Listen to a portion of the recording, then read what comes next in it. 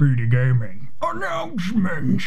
Hello and welcome to Speedy Gaming. I am your host, Speedy Turtle. I have something very, very important to talk to you about. I don't even know. I can't even sleep at night. I just needed to make this video. For one thing, I love the Pokemon franchise. You guys already know that. I'm actually playing a Pokemon franchise right now for you guys. And it's just like, I really enjoy Pokemon Red. I really enjoy the old games. But when I saw this announcement, it was amazing. There is so much going on here. So much, in fact, that you actually notice that they're going from each generation to the next. And then it dawns on you that while they're busy making Pokemon Z, they're actually coming out with these two games. Like, what the freak is going on? There are very important aspects to pay attention to. One thing you'll notice is that there's concept drawings of trucks and cars.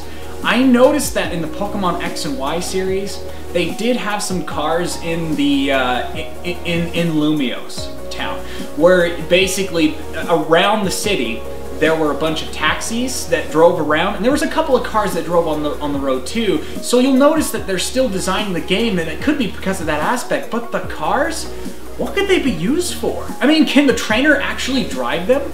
That is a very important thing to remember. Is can this open world be as accessible in Pokemon as well? But there's more. There is the Fletchling-like character. I know the bird that you see, like the designer guy actually working on. What is that thing? Is it actually? It looks just like Fletchling, but it's a little bit smaller. But it's got like a brown and grayish type of color. It's also got some trim of red.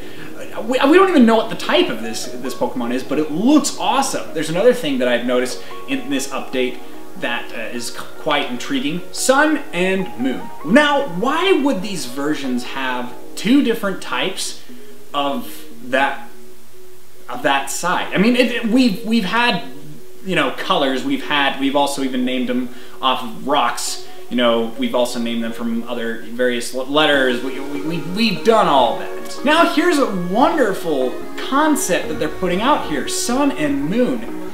Now, when you think about it, it could also mean that its main theme is about space. You know how it was discussed in the first generation and the other generations as well, that there were meteorites? Of course, meteorites and rocks that come from space, or, you know, moonstones, you know, all those other, you know, unique aspects of the Pokemon evolutions. Is there something that this game is trying to introduce us here about?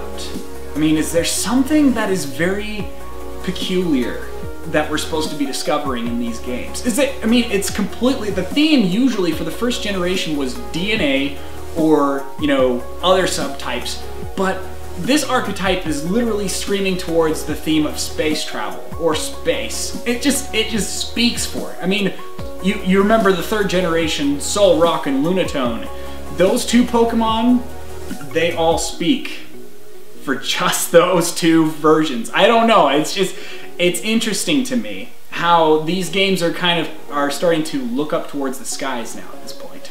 Seeing as how the world is expanding in the Pokemon world, I don't know what it is. I've been on a Pokemon craze today, and I am glad that you guys have been putting up with me this whole week for it. I am gonna try and release more Pokemon vids, so keep an eye out for that as well. Thank you all so very much for watching. Eat your chips and your Frosties.